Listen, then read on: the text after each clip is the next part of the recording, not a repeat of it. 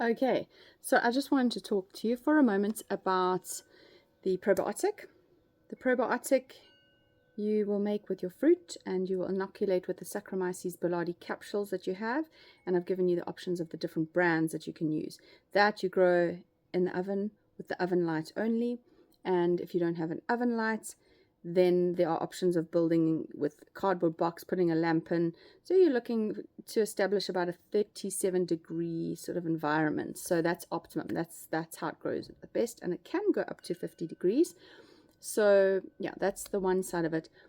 Then you can actually use that probiotic for activating other things like quinoa, and down the line something like rice as well. But before I go into that, that probiotic that you're making with Saccharomyces boulardii is purely for the first few weeks of the program, where we are taking it in the morning. So this is once it's made, once it's ready, you'll be taking a tablespoon in the morning mixed with a little bit of water, and then you will take that first thing in the morning, and that is going to go into the gut, and that's going to target any candida. So this is very, very exciting. And that probiotic can also be used down the line. If you just need a tablespoon to activate other fruits to use it. So in the future, you shouldn't have to buy capsules if you want to keep something like this going. Otherwise, you create this again with the capsules. What you can do is, once you've got this going, is you can use it to activate other things like the quinoa. So imagine you've sprouted your quinoa, you've soaked it. When I'm going like this, I'm referring to the mesh bag. One second, let me get the mesh bag. Okay, I'm back. So here's the sprouting bag. These are the bags that you can get on the Grow Near You group buying list, the Tahini Nuts Anonymous crazy group. Easy to use. You just fill, this is filled with beautiful quinoa. There's a mix of black, white, and red, actually. Really gorgeous. So this you put into the bag and pull the drawstring, soak into a bowl of water, and leave overnight. 10 hours. Don't over soak it. Set an alarm if you're going out or something like that. Make sure you don't over soak it. Otherwise, too much of that anaerobic environment where it's underneath the water, it's eventually going to suffocate because it's going to run out of oxygen. So after 10 hours, you take it out the bag, and you either stand it in a colander where it can breathe, or a sieve over a bowl, or I've got next to the sink, I've got these lovely little hooks.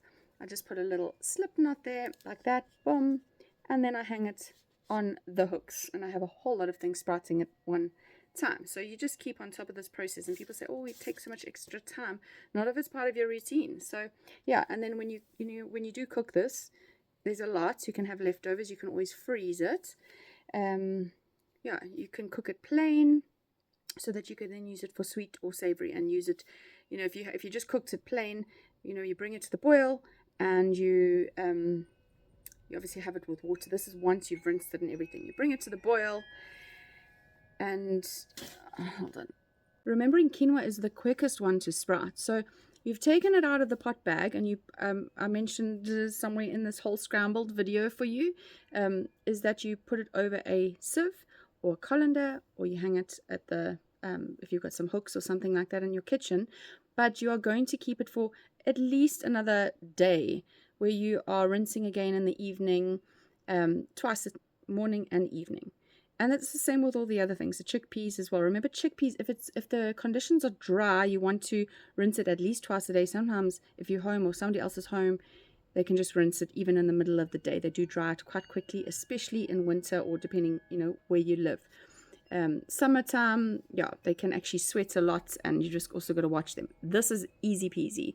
The quinoa is so easy. So once you've done the 10 hours, you rinse it again that evening, rinse it again the next day. You should start to see the little roots coming as well.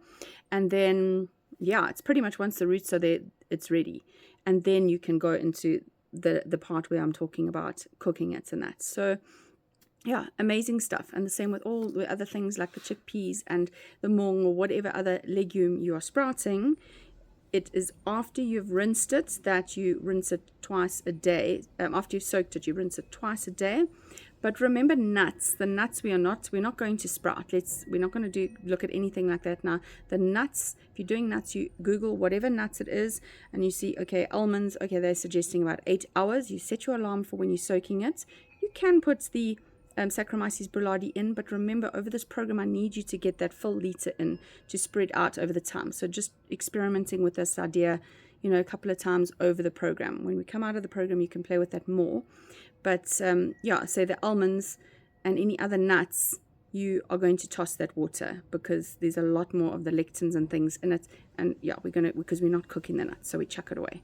So I hope that helps. Let me continue with this little video. Bring it to the boil, and it's just covered with water in that pot. Once it's boiled, you can turn it down, simmer it for a couple of minutes. I wouldn't do more than 2 minutes or so, even 3 minutes, and then you turn it off and you put the lid on and you leave it to steam. And a bit later, when you're ready for it, you just use a fork, kind of like you do with couscous. You just use a fork, boom, boom, boom, and then it's ready to, you can let it cool and freeze some, or use it as you will. If you were wanting to make it savory, then you could just put some onions and garlic and herbs and things in a pot with some coconut oil and saute that, braise that, and then you can add your quinoa to it, and delicious. You've got then savory to then add onto salads or just eat like that. So divine. So that's the one thing. Now going back to Saccharomyces boulardii, once you've grown your probiotic and you've got extra of this, I wouldn't do it with everything because we do not want to run out of our probiotic during the program. This is more for when you're going into maintenance mode, but you can definitely dabble with it just while you're in this mode, experimenting and getting confident with this sort of thing. You could take this, put it into the water, and you soak it, and then you could put a tablespoon of Saccharomyces boulardii that you've grown, not the capsules. Don't wait. Save the capsules for, you know, growing your own probiotic and stuff. It's when you've grown that probiotic, you take a tablespoon into some water and you soak this. You could also do it for rice, but on the rice note, in the program we're not actually having grains, especially not something like wheat. Rice is, if you want to, once or twice on the program, if you're really feeling like it, rice is okay if you're going to use this method. And you take the tablespoon of the Saccharomyces boulardii in the water and you soak the rice in that manner, and you don't chuck the water out. Once you've soaked the rice, it doesn't have to be for too long, 2 to 4 hours. You're going to cook the rice in that. If there's too much liquid, and you know how much with rice, you just want sort of about 1 centimeter or so above. Watch that. So if it's too much, just chuck the water, put it in a jar or a jug or something next to the stove. So when you're cooking your rice, if you feel you need a little bit more water, you can always add that super nutrient dense rice. What the Saccharomyces does is that it breaks down certain compounds, anti-nutrients and things, making the rice or the quinoa more easy to digest, and it also turns the certain compounds into more usable carbohydrates and allows for more protein. So it's amazing stuff. But like I said, don't go using it for every single thing that you're soaking on the program because you will run out for yourself. So that is just something I definitely invite you to try it a couple of times while we're in the program. When we're going into maintenance mode, then you can make some more and you can really start to use this. But right now, the medicine of the Saccharomyces boulardii, the purpose of it for these next few weeks is to take internally in the morning with a little bit of water. Again, it's a tablespoon, a little bit of water, and we'll take that in and we'll welcome that in to go into our gut and target the candida, get rid of the candida, so that we're cleaning out the guts. We are detoxing on another level. It's not just the kidneys. We're cleaning the gut out on a cellular level because we're going into ketosis and autophagy. We're really cleaning out, preparing for the 4th week upgrade. So that upgrade is what I will prepare you for beforehand. That's when we're bringing in the green juice and we'll be bringing in our broccoli seeds. Please do not use your broccoli seeds yet. We are going to sprout those. We're going to start that next week. And we're going to use those in a way that we will make sure we get the best out of them. We want to get as much sulforaphane, which is the magic inside those little guys, for the 4th week. That's when we're going to need it. Having it now is great. If you had loads of broccoli seeds, yes, you could have it now, but we're going to really use it as a potent medicine. Let food be thy medicine. That is going to be good medicine for that week. This right now is about the Saccharomyces boulardii, and it's going in to target candida. But definitely try, dabble, do a little bit of rice, and you keep the rice in that water and you cook it in the water. And I would do the same for this. I wouldn't then chuck the water from this, just cook it in that. It's the Saccharomyces is fixing all the excess phytic acid and tannins and yeah, the anti-nutrients. So that's it. That's a wrap. If you've got any questions, please shout. And these bags are so cool. If you didn't get them from me this time, please do get some, because for even for nut milking, for doing chickpeas, anything really, they're the bomb. And when you are making your green juice in the 4th week, it's super cool, especially if you've got one of those blenders that doesn't separate the pulp, and the juicer that doesn't separate the pulp from the juice. Then all you do is you put it into something like a Vitamix or the NutriBullet, and you blend the greens together with a bit of water and your lemon, and now you've got this very pulpy green juice. So cool. You just take this, stick this in a bowl, and you pour it into this. You open it up, pour it into that, and then you literally just squeeze it out like that, wring it out, get all the stuff out, and you've got this beautiful green gold.